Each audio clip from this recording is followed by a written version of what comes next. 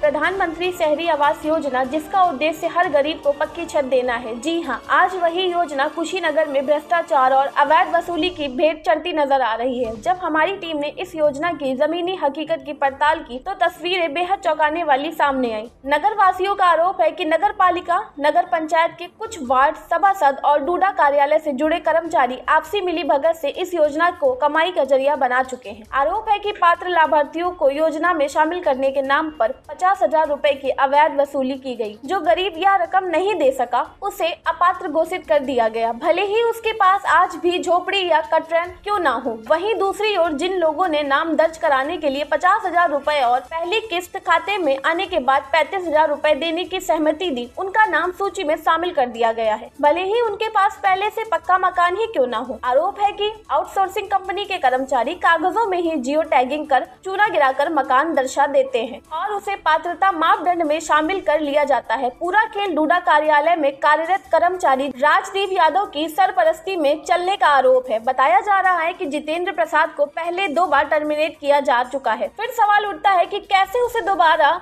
CLTC पद देकर गृह जनपद में तैनात कर दिया गया। सूत्रों का कहना है कि आउटसोर्सिंग कंपनी और उसके उच्च अधिकारियों की भी इसमें कहीं न कहीं मिलीभगत है। आरोप यह भी है कि फील्ड में तैनात जेई और कर्मचारियों पर दबाव बनाया जाता है कि हर जियो टैगिंग के बदले पैसा चाहिए। जो कर्मचारी इससे नकार करता है उसके खिलाफ साजिश शिकायतें कराकर उसे टर्मिनेट करवा दिया जाता है। हालांकि इनके खिलाफ लगातार शिकायतें होती रही हैं, लेकिन जांच अधिकारियों को अपने पक्ष में कर रिपोर्ट अपने हक में लगवा कर कार्रवाई से बच निकलते रहे हैं। कुछ महीने पहले कुशीनगर नगर पालिका के एक होटल में हुई छापेमारी में यह भी सामने आया है कि एक कॉमर्शियल होटल को प्रधानमंत्री शहरी आवास योजना का लाभार्थी दिखाया गया, लेकिन उस जांच को भी ठंडे बस्ते में डाल दिया गया। ऐसे सैकड़ों मामलों पर जब पर्दा डाला जा चुका है, मामले की शिकायत के बाद जांच डूडा चार्ज पर कार्यरत SDM द्वारा की जा रही है, लेकिन अब तक कोई जांच रिपोर्ट सामने नहीं आई है। सूत्रों के माने तो जांच रिपोर्ट दबाने के लिए मोटी रकम की पेशकश भी की गई है। अब सवाल यह है, क्या इस बार दोषियों पर कार्रवाई होगी या फिर पहले की तरह बहुमंजिला इमारत वालों को ही योजना का लाभ मिलता रहेगा और झोपड़ी में रहने वाला गरीब यूं ही इंतजार करता रह जाएगा। वहीं इस पूरे मामले पर जिला अधिकारी महेंद्र सिंह तंवर से बात की गई। दो बातें हैं जो प्रधानमंत्री आवास योजना शहरी में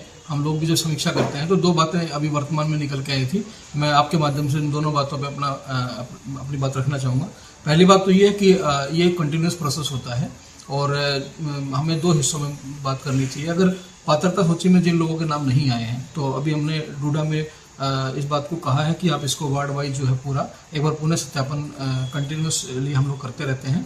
अगर इस प्रकार की बात निकल के आती है कि कोई पात्र अगर छूटा होगा तो बिल्कुल डेफिनेटली सरकार की योजना है, सरकार चाहती है कि जो पात्र लोग हैं उनको ये आवास योजना पहुंचे, उस पर हम लोग काम कर रहे हैं।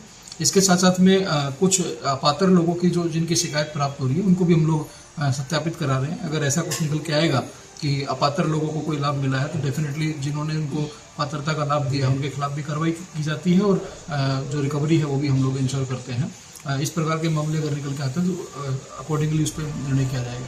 इसके साथ साथ में दूसरी बात एक और जो निकल के आ रही है, जो अभी वर्तमान में हाल में ही 6,231 जो आवास थे उनको हमने प्रथम किस्त जो है वो दी गई थी और उसके बाद में कुछ लोगों के द्वारा बताया गया कि चूंकि ये मैं आपके माध्यम से जो लाभार्थी हैं उनको भी ये मैं जागरूक करना चाहूँगा कि आपका जो पैसा है वो सरकार ने सीधे खाते में आपके खाते में भेजा है। तो आप किसी भी दलाल जो दलाल के रूप में काम कर रहे हो, एक्टिवेट हुए हैं, तो उनके चक्कर में आप ना पड़े और किसी को आपको एक पैसा देने की आवश्यकता नहीं है। आपको स्वयं जागरूक होना पड़ेगा, क्योंकि सबसे सरल बात तो इस बात से समझनी है आपको कि जो भी पैसा है वो सीधा आपके खाते में आया है और वो आ चुका है। तो जो लोग ये इस तरह की बातें कहते हैं कि हम अगली किस्त भी आपको दिला देंगे, कोई किसी की दूसरी किस्त नहीं कराता, ये स्वयं आपके खाते में आएगा। तो आप लोगों को जागरूक रहना है, दलालों से बच के रहना है। लेकिन हमारी टीम भी, हम लोगों ने भी अलग अलग नगर पालिका नगर पंचायतों में कुछ अपनी टीम बनाई है और टीम लगातार इसके ऊपर बात कर रही है और बयान भी ले रही है कुछ लोगों के, और इसके आधार पर जो लोग दलाल के रूप में एक्टिवेटेड हैं उनके खिलाफ भी जो है हम लोग सख्त कार्रवाई करके उनको जेल भेजने का काम करने जा रहे हैं। तो हमारी काफ़ी चीज़ें टीमें जो है वर्तमान में काम कर रही हैं और वो अपनी रिपोर्ट जैसे सबमिट करेंगी तो जिन लोगों के नाम सामने आएंगे, चाहे वो किसी स्तर के लोग हों, उनको उठा के हम लोग जेल भेजेंगे। प्रधानमंत्री